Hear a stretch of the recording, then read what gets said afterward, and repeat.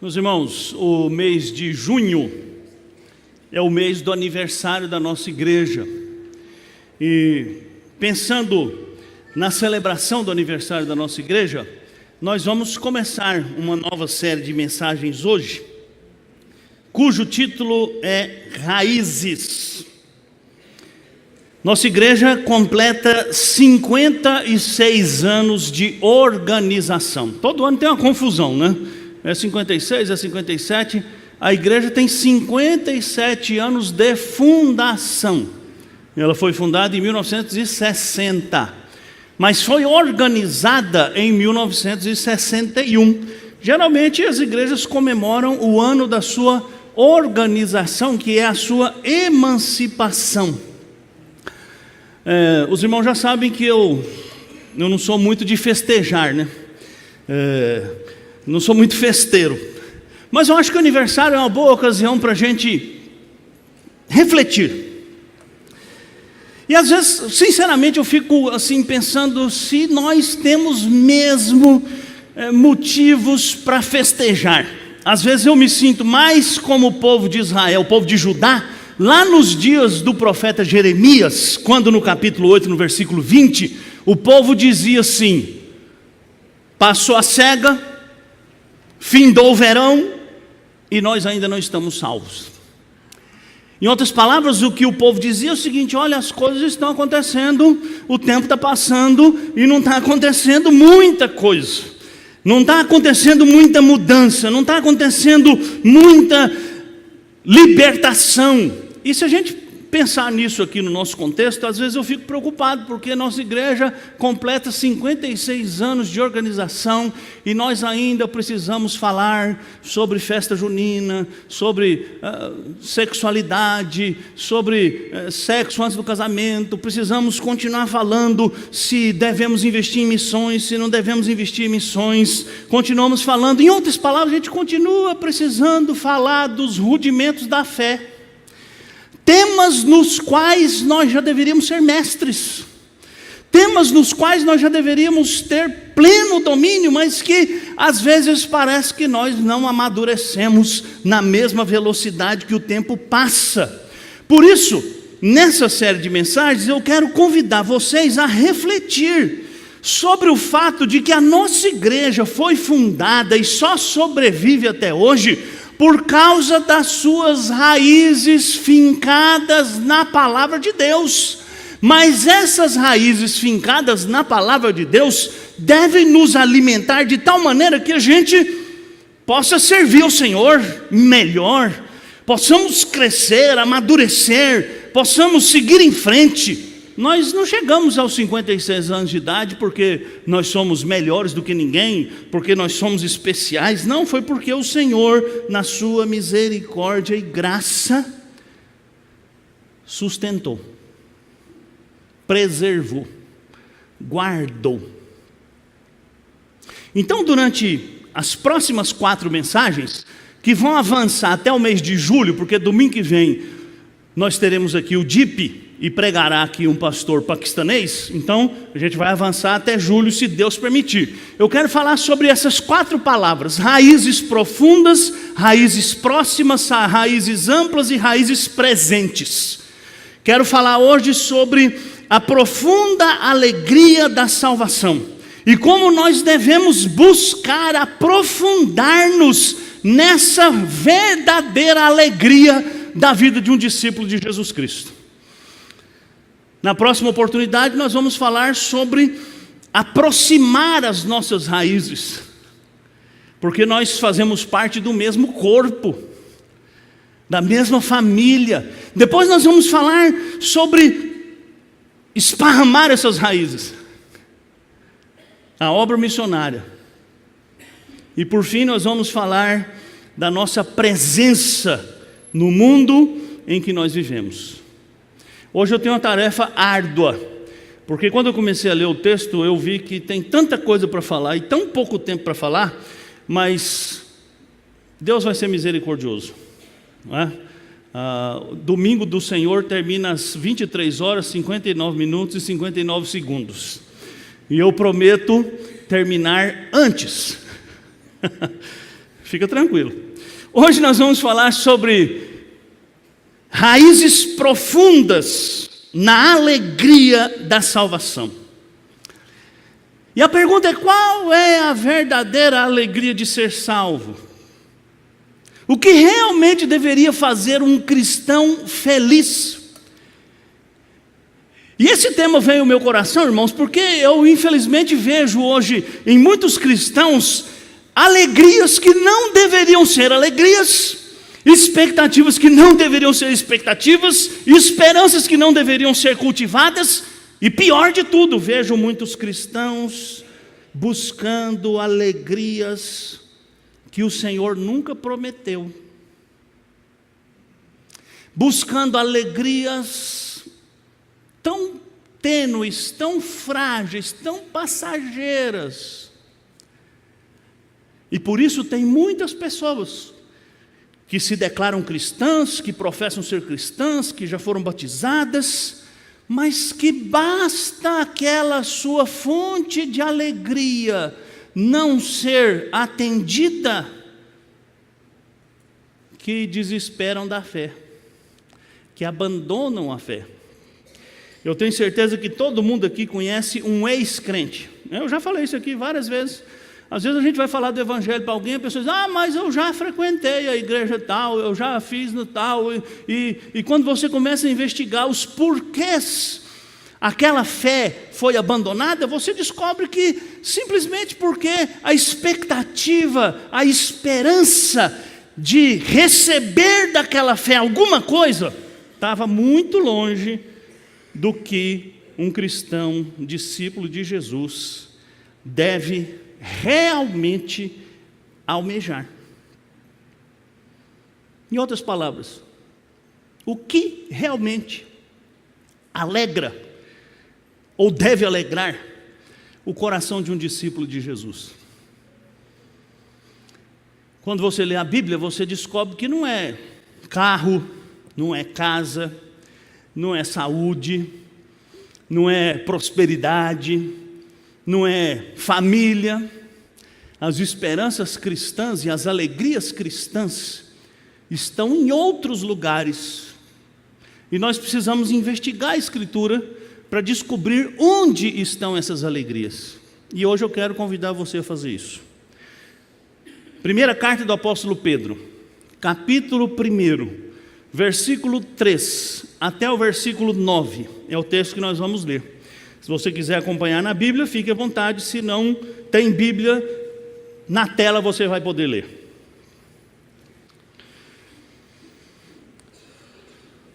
Diz o apóstolo: bendito o Deus e Pai de nosso Senhor Jesus Cristo, que segundo a sua muita misericórdia, nos regenerou para uma viva esperança mediante a ressurreição de Jesus Cristo dentre os mortos, para uma herança incorruptível, sem mácula, imarcessível, reservada nos céus para vós outros que sois guardados pelo poder de Deus, mediante a fé, para a salvação preparada para revelar-se no último tempo. Nisso exultais, embora, no presente, por breve tempo, se necessário, sejais contristados por várias provações, para que, uma vez confirmado o valor da vossa fé, muito mais precioso do que o ouro perecível, mesmo apurado por fogo, redunde em louvor, glória e honra na revelação de Jesus Cristo, a quem, não havendo visto, amais, no qual, não vendo agora, mas crendo, exultais com alegria indizível e cheia de glória, obtendo o fim da vossa fé, a salvação da vossa alma. Esse texto, irmãos, foi escrito pelo apóstolo Pedro, como a gente vê no versículo 1 do capítulo 1, se você tiver com a Bíblia aberta aí você pode ver. Uma carta escrita por Pedro aos eleitos que são forasteiros da dispersão. Existe muita discussão sobre quem são de fato os destinatários dessa carta, e eu não vou entrar nessa discussão, nós não temos tempo para isso, mas dizer apenas que essa carta foi endereçada a discípulos de Jesus Cristo que viviam na região então conhecida como Ásia, hoje conhecida como Turquia. Irmãos provavelmente advindos do judaísmo, convertidos a Cristo, mas que por razão de sua fé estavam sofrendo. Se você continuar lendo a carta, você vai ver que essa carta foi escrita para desafiar os crentes a permanecer firmes na fé em face da perseguição, exatamente como nós oramos aqui hoje pelos nossos irmãos da igreja perseguida da África, e oraremos semana que vem. Ao lermos essa carta, nós nos deparamos com as dificuldades que aqueles irmãos enfrentaram e com as razões pelas quais aqueles irmãos poderiam ficar de pé diante das dificuldades. E eram razões bem diferentes das razões que muitos crentes hoje buscam para ficar de pé. Em outras palavras, os crentes hoje ficam de pé se tiver tudo bem em casa, se tiver dinheiro no banco, se tiver saúde, se tiver tudo em ordem. Se as coisas começam a sair do seu controle, é muito comum muitos crentes se desesperarem da fé, abandonarem a fé. Por isso que a leitura da carta de Pedro é extremamente instrutiva e desafiadora para nós.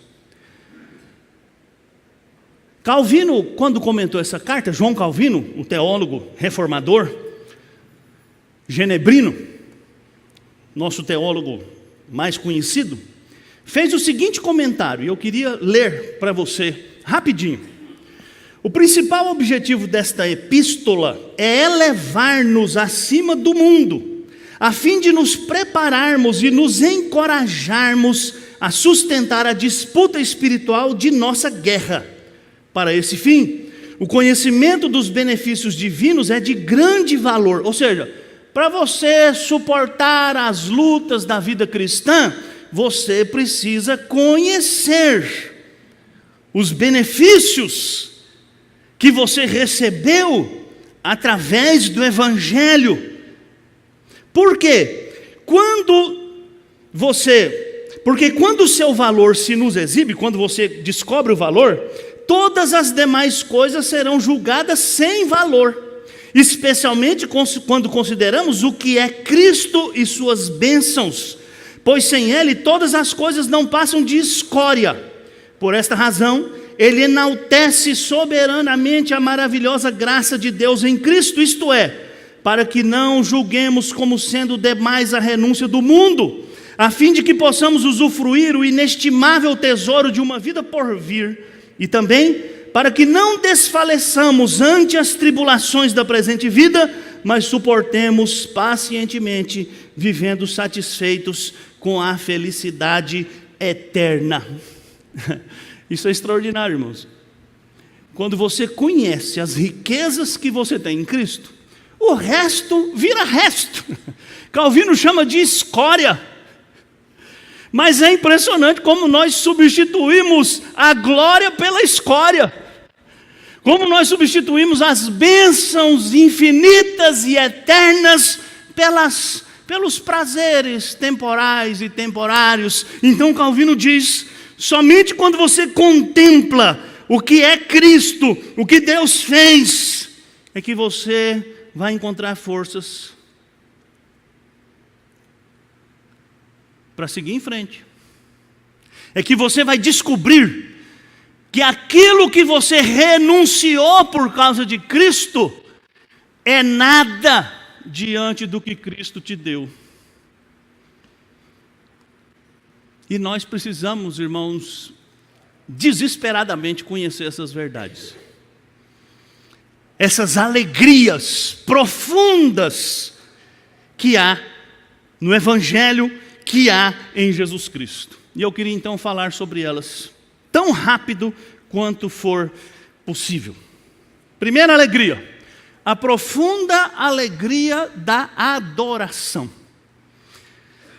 Pedro diz que nós desfrutamos da alegria de adorar o Senhor. Ele começa a sessão que nós lemos dizendo: bendito Deus e Pai de nosso Senhor Jesus Cristo.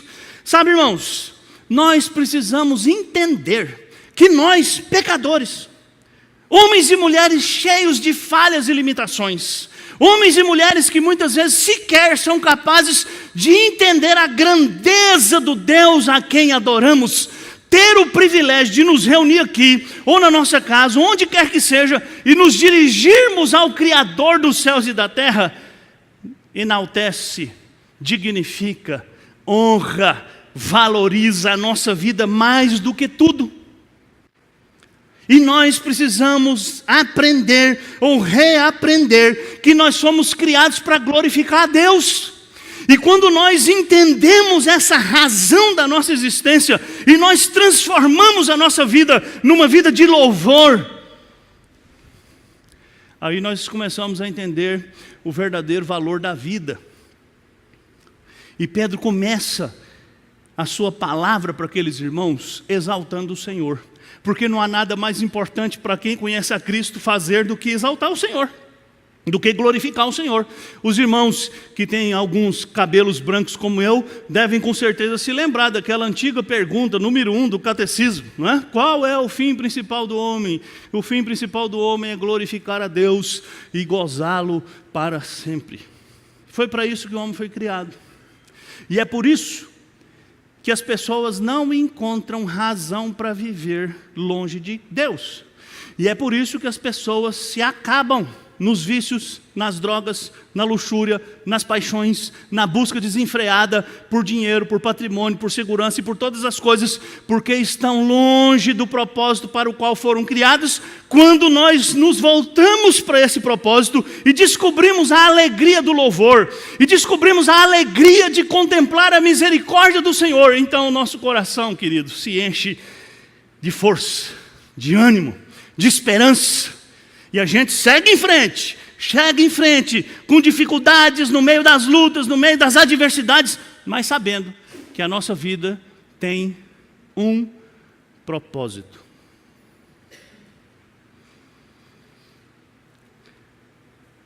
Se Jean-Paul Sartre estivesse certo, todos os seus seguidores, se fossem honestos, deveriam pegar um revólver e dar um tiro na cabeça. Não é? Se a vida não tem sentido, para que vivê-la?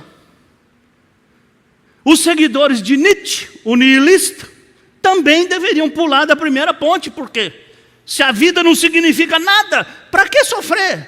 Para que aguentar as lutas? Para que suportar o fardo, o peso, a dor? Mas no fundo, lá no lugar mais escondido da alma, onde ninguém vai, e onde nem você gosta de ir, você sabe, sua vida tem um propósito maior do que comer, beber e dormir. E você precisa descobrir essa alegria, a alegria de adorar o Senhor, a alegria de ser alguém que existe para exaltar o nome do Senhor. A segunda alegria, a profunda alegria da esperança. O apóstolo Pedro diz que Deus, segundo a sua muita misericórdia, nos regenerou. E nos regenerou para quê? Para uma viva esperança. E nos regenerou como?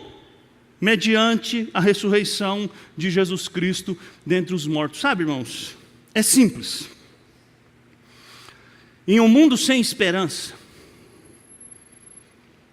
em um mundo em que a esperança está depositada em coisas tão instáveis, como por exemplo a própria vida. Como a nossa vida é instável. Hoje estamos aqui, vivos, saudáveis. Amanhã, quem sabe? O mundo que deposita a esperança nos homens, e aí se desesperam, e nós brasileiros somos especialistas em desesperança dos homens, né? Porque entra um governo e sai outro, e a coisa vai de mal a pior. Ser um povo que tem uma esperança viva é realmente um privilégio que você precisa reconhecer e desfrutar. Esperança viva, querido, é aquela esperança que não se frustra, é aquela esperança que não falha. Sem Deus, sem Cristo, os homens têm no máximo expectativa, nunca esperança. Qual que é a diferença? Expectativa é o desejo, é o anseio de que algo que você planejou, que você investiu, que você se preparou, acontecerá. Mas quem pode garantir que acontecerá? Eu sei, se você for no dicionário e procurar a palavra expectativa, talvez você vai encontrar como sinônimo a esperança, mas eu quero usar essas palavras aqui de maneira diferente. E eu quero definir expectativa como aquele desejo que você pode acalentar com todas as forças da sua alma, mas que você nunca poderá ter certeza de que se realizará. Por quê? Porque há tantas variáveis, há tantas coisas, há tantos percalços pelo caminho que você não sabe. Esperança, pelo contrário, está fundamentada na promessa de Deus, e portanto não falha, e portanto não cai, e portanto não muda. Porque se Deus prometeu, Ele vai cumprir. Se Deus falou, Ele vai fazer. Se Deus empenhou sua palavra, é a verdade. E você pode pôr sua cabeça no travesseiro e dormir. Porque o fundamento dessa esperança, querido, é a obra mais extraordinária e mais poderosa que Deus já realizou nesse mundo. A ressurreição de Jesus Cristo dentre os mortos. Às vezes a gente fala da ressurreição de Cristo como uma coisa de só menos, né? Cristo ressuscitou dos mortos. Hoje, dia do Senhor, nós nos reunimos aqui para quê? Para celebrar a ressurreição do Redentor. Mas a gente não se lembra disso, né? A gente não se lembra que nós só estamos aqui, e nós só estamos diante de Deus o Todo-Poderoso, e nós só podemos servir a esse Deus Todo-Poderoso porque Cristo ressuscitou dentre os mortos. A verdadeira alegria de um discípulo de Jesus Cristo, querido, é essa esperança que não morre, essa esperança que é garantida, essa esperança que está fundamentada na ressurreição poderosa de Jesus Cristo, por meio da qual Ele venceu a morte. E como nós lemos aqui em 1 Coríntios 15, agora, tudo que você faz, você pode ter certeza, não é vão. Porque você vive debaixo do poder do Rei do Universo, Cristo ressurreto, o Senhor de tudo e de todos. Mesmo daqueles que não creem, mas que um dia, diz a palavra do Senhor, terão que se curvar diante do soberano. Terceira alegria. Alegria profunda da herança que nos é dada. Pedro diz que Cristo, que Deus nos regenerou para uma viva esperança por meio de Jesus Cristo. Que Ele nos regenerou também para uma herança. E aí Pedro usa 3 adjetivos: incorruptível, sem mácula e imarcessível. Não vou tomar tempo definindo as palavras, porque todas elas foram usadas por Pedro para simplesmente dizer: o que Deus deu para você em Cristo é eterno. Tudo que você conquista com suas mãos é efêmero. Tudo que Deus deu para você em Cristo é seguro. Tudo que você luta para conseguir nessa vida é incerto. Por isso, a alegria de um cristão não pode estar nas coisas efêmeras e inseguras. Se a sua alegria está nas coisas efêmeras, nas coisas passageiras, ela vai embora logo. Se a sua alegria é a saúde, não precisa de muita coisa para te derrubar, não é? Se a sua alegria são os bens, não precisa de muito tempo para você descobrir que os bens nunca são suficientes. Ou você conhece alguém que fala assim: não, eu já ganhei muito, agora chega. Mamon, não é? Que é a divindade a que Jesus se refere lá no Sermão do Monte, quando ele diz: não podeis servir a Deus e a Mamon, que está traduzido na sua Bíblia por riquezas. Mas Mamon é um ídolo insaciável, nunca diz chega, nunca diz basta, sempre quer mais, e por isso você e eu somos consumidos. Na sociedade consumista em que a gente vive, a única coisa que realmente é consumida é a sua vida. Já parou para pensar quantas horas você tem que trabalhar mais para manter o seu padrão de vida, para manter seu patrimônio? Já pensou quantas vezes você tem que deixar sua esposa, tem que deixar seus filhos, tem que entregá-los na creche, tem que entregá-los para alguém cuidar, porque você precisa de mais, e você precisa de mais, e precisa de mais. E quando o tempo passar, e lá na frente você sequer conhecer o seu filho, você vai descobrir que Mamon consumiu a sua vida. Consumiu seus relacionamentos. Por isso, um crente, alguém que conhece o Evangelho, não está feliz com aquilo que herda do mundo, mas com a herança que tem em Cristo. E que coisa extraordinária, né? A herança que nós temos para receber em Cristo não nos custa nada. Basta crer, basta confiar, basta entregar. Quarto, acho que é o quarto, né? A profunda alegria da segurança.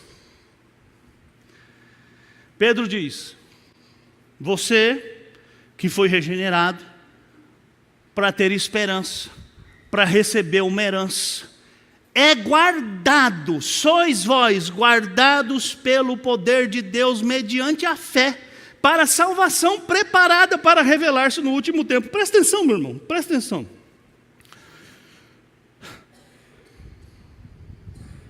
Deus nos dá uma herança, Deus nos dá esperança, mas Deus sabe que o seu coração e o meu coração é incerto, é volúvel. Um dia você está apaixonado por Ele, você está empolgado, você está animado, você abraça a obra de Deus e o Evangelho com toda a força. No outro dia você está desanimado, você está acabado, você não quer saber de nada, você não quer saber de ninguém.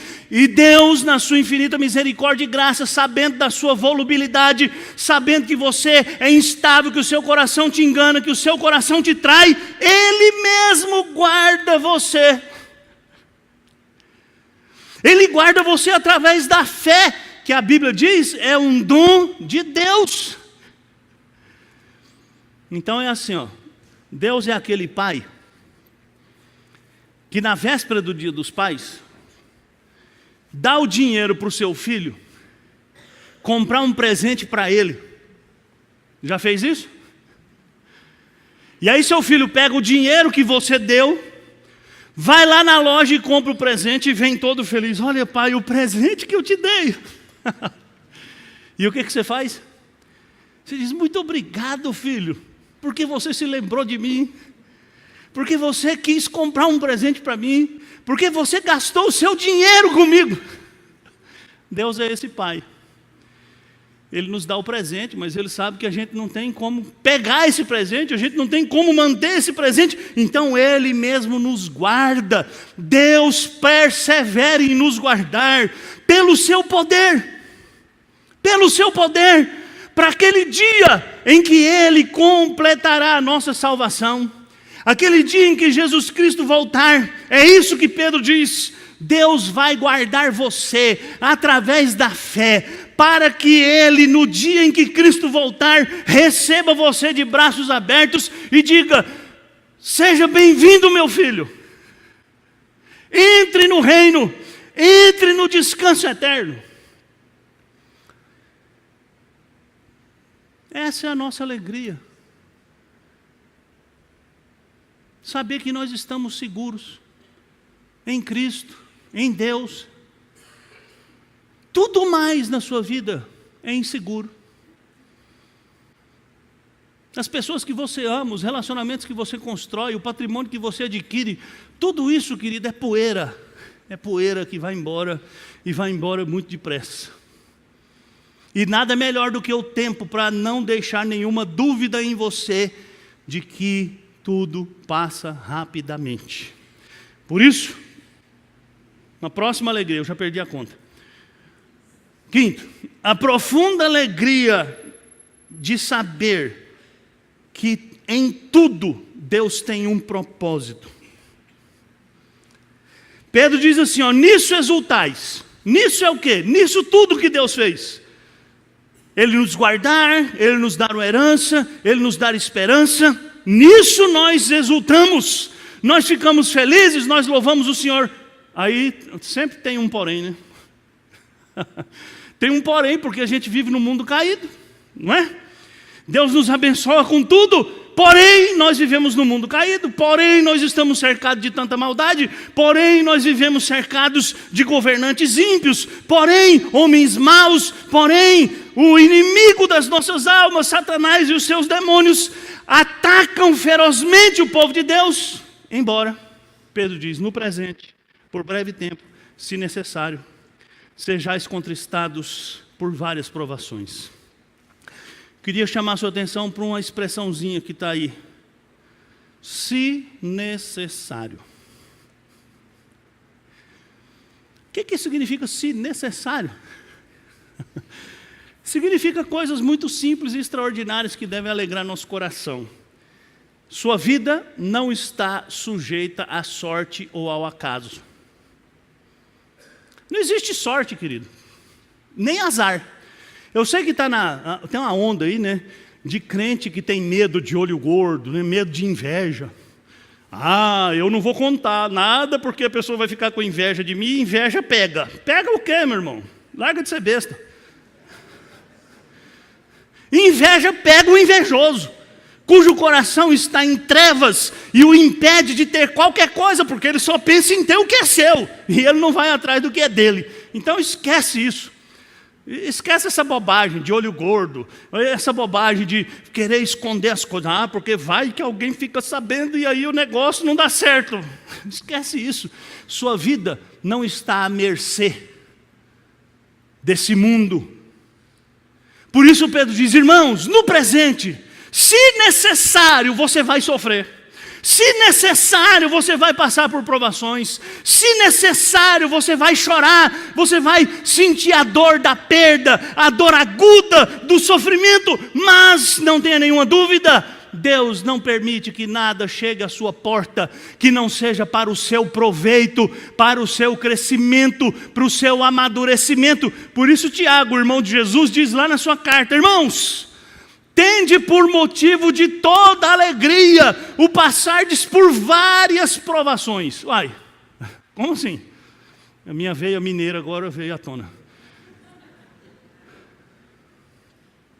É motivo de alegria passar por provações, porque as provações nos aperfeiçoam, as provações nos transformam. Como eu já disse aqui tantas vezes, você não melhora como pessoa quando está tudo lindo e maravilhoso. Quando está tudo lindo e maravilhoso, sabe o que acontece com você? Você fica com medo dos outros. Ah, vai que aquele sujeito, aquele parente ali está chegando perto, vai pedir dinheiro emprestado. Ah, nunca me liga, só ligou agora porque está precisando de mim. Porque você tem.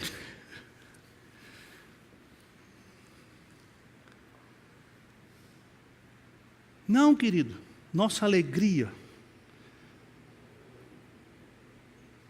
é saber que Deus tem um propósito. Tudo que você está passando está dentro do propósito de Deus. Isso não significa que você vai entender, não é? Teve um tempo que eu respondia para a pessoa assim, pastor, eu estou passando por um problema, por que será que Deus está fazendo isso? Aí eu dizia assim, meu irmão, não pergunte por quê, pergunte para quê, certo? Aí eu fui ficando velho, eu descobri que nem sempre a gente sabe por quê, nem para quê. Então hoje eu falo assim, meu irmão, aguenta. Fica firme, porque Deus está do seu lado, porque a gente pira quando a gente fica pensando, por quê? Ah, por que eu estou sofrendo? Ah, porque eu pequei, é porque eu isso, é porque eu isso, aquilo, porque eu aquilo outro. Ou para quê? Eu não estou aprendendo nada, eu não estou sabendo nada. Não, meu irmão, descanse, confie. É fácil? Se fosse fácil, não tinha na Bíblia. Tem na Bíblia porque não é fácil. E porque você precisa crer, você precisa da profunda alegria da fé. A fé que é aperfeiçoada, que não continua a mesma. Pedro diz assim: para quê? Olha só. Nisso exultais, embora no presente, por breve tempo, se necessário, sejais contristados por diversas provações. Para quê? Para quê você é contristado por várias provações, se necessário? Para que, uma vez confirmado o valor da vossa fé, muito mais preciosa do que o ouro perecível, mesmo apurado por fogo, redunde em louvor, glória e honra na revelação de Jesus Cristo. Sabe para quê? Para você crescer na fé. Fé cristã, fé genuína, é fé que se desenvolve. Por isso o autor de Hebreus fala assim: irmãos, depois de tanto tempo que vocês se converteram, vocês já deviam ser mestres, mas vocês ainda estão precisando tomar leite. Isso é uma vergonha, não é? Imagina um sujeito com 30, 40 anos mamando na mamadeira. É bonito? É não, né? Tem que pôr a comida no prato e amassar, fazer papinha. E fazer aviãozinho, ó, aviãozinho. Né? Eu lembro que quando a gente dava comida para o Jonas, desculpa aí, Jonas.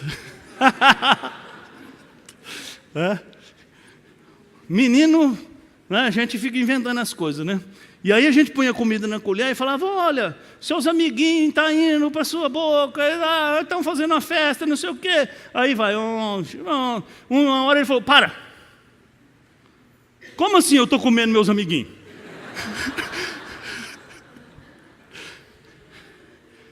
Não vou comer meus amiguinhos. Imagina o Jonatas barbado agora, fazendo aviãozinho. Tem crente com 50 anos de igreja que só come se o pastor fizer aviãozinho. Que não amadureceu, que não cresceu, que não se desenvolveu.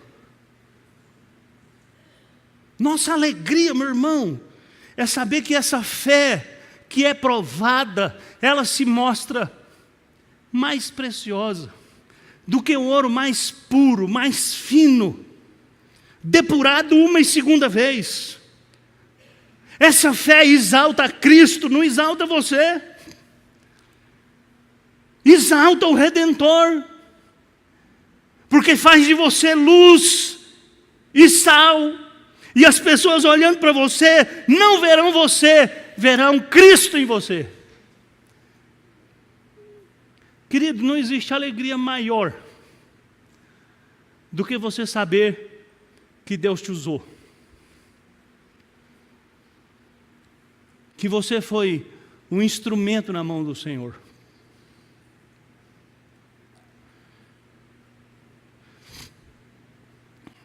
A profunda alegria da visão além do visível. Pedro diz assim: a quem? Esse Jesus, cuja fé exalta, cuja fé glorifica, não havendo visto a mais, no qual não vendo agora, mas crendo, exultais com alegria indizível e cheia de glória. A maioria das pessoas sofre porque não consegue ver além do que os olhos alcançam. O homem sem Cristo sofre de miopia aguda. Como é que chama miopia muito grave? Alguém sabe aí o nome? Miopia grave. E quanto mais míope, mais curto enxerga, não é isso?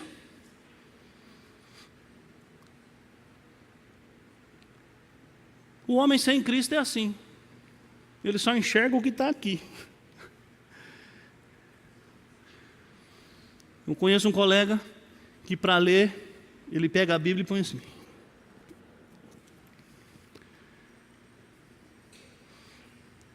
Mas, o que Pedro está dizendo, que alegria maravilhosa é essa?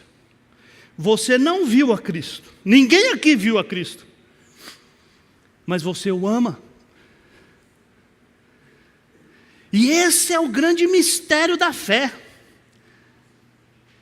Você não vê para crer, você crê para ver. O teste de São Tomé foi reprovado por Deus, por Jesus Cristo. Jesus disse para ele: porque você viu, você creu? Pois eu te digo, mais bem-aventurados são os que não viram e creram. E estamos nós aqui, 2000 anos depois. Quem viu a Cristo aqui? Ninguém viu. Quem verá? Ninguém verá. Mas você pode vê-lo com os olhos da fé. É isso que o apóstolo Paulo diz na sua carta aos Coríntios. Ele diz: eu não desanimo, porque os meus olhos não ficam postos naquilo que eu vejo, mas naquilo que eu não vejo. Porque tudo que eu vejo com os olhos físicos é passageiro. Mas o que eu vejo com os olhos da fé é eterno. Mas a fé, querido, também é a fé que nos faz exultar, é a fé que nos leva a amar a Cristo.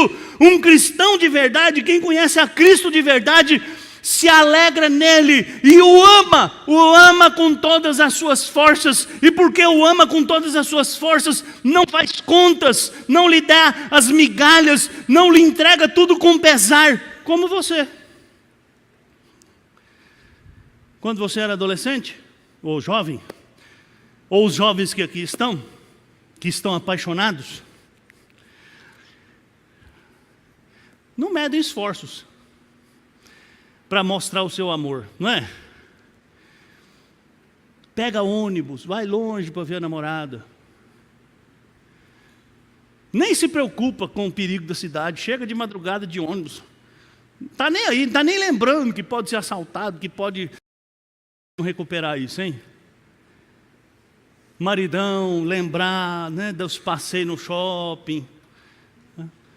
Sua namorada queria ver todos os sapatos da loja e você ficava: meu bem, olha mais um. Agora, meu bem, estou precisando comprar um sapato. Você vai lá, depois eu te busco.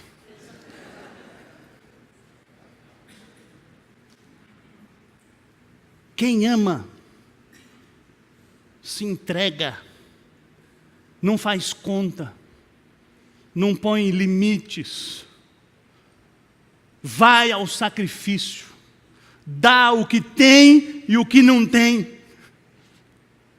E é isso que Pedro está dizendo. Você não viu a Cristo, você não está vendo Ele agora, mas você crê, e porque você crê, você tem uma alegria que não pode ser expressada verbalmente. Uma alegria que inunda sua alma de um jeito que você nem sabe explicar, que você não sabe verbalizar, mas o simples fato de estar na presença de Cristo é tudo o que você precisa.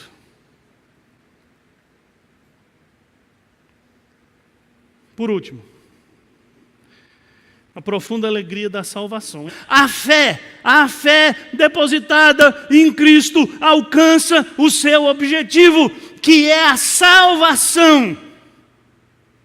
A salvação. Mas quem quer ser salvo, né? A gente quer saudar o cheque especial amanhã. A gente quer ver o doente sair do hospital. A gente quer ver o casamento melhorar porque está uma droga. A gente quer ver o filho de volta em casa, livre das drogas. Tudo bem, querido, você pode querer tudo isso, e Deus pode fazer tudo isso, porque Ele é poderoso, Ele é maravilhoso, Ele é cheio de amor e compaixão. Mas o que Deus quer fazer na sua vida, que é a sua maior alegria, que deve ser o seu desejo mais profundo, que é a razão da sua existência, é salvar a sua alma. Salvar a sua alma. Para você não se perder eternamente. Para você não viver exilado de Deus para sempre. Para você não ir para o inferno.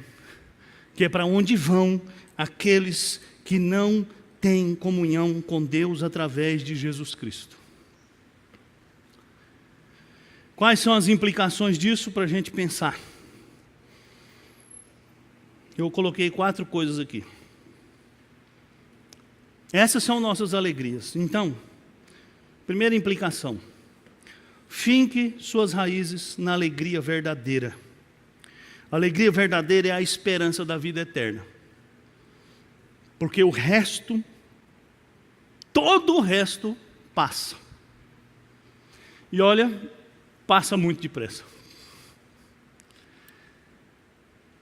Então sua alegria, querido, precisa ser a salvação, a vida eterna. É a vida eterna, foi para isso que Jesus Cristo morreu na cruz.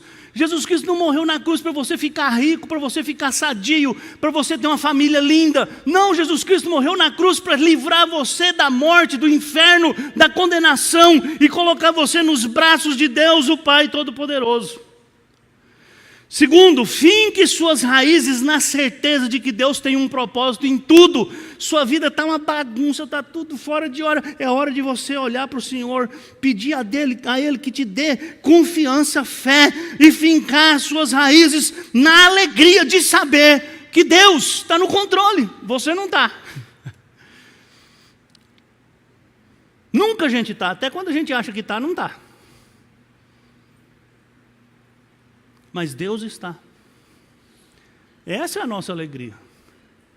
Essa é a nossa única alegria, porque essa é a única certeza. Finque suas raízes nas alegrias do amor e da fé em Cristo. Sabe, querido, a gente se alegra com tanta coisa besta, né? Uma mesa posta, bonita, uma comida boa, uma bebida legal, encontrar os amigos, sair para um happy hour, viagem de férias. Tá, tudo isso é legal. Tudo isso é legal. Mas a alegria verdadeira é poder amar e crer em Jesus Cristo. Porque Ele é a vida. Porque Ele é o pão. Porque Ele é a porta, porque Ele é o bom pastor, porque Ele é tudo que a gente precisa. E enquanto você não tiver a Cristo, nada que você tiver vai satisfazer sua alma. Porque você foi criado para se satisfazer em Cristo. Por último, finque suas raízes no que dura para sempre, e não naquilo que é fugaz, passageiro.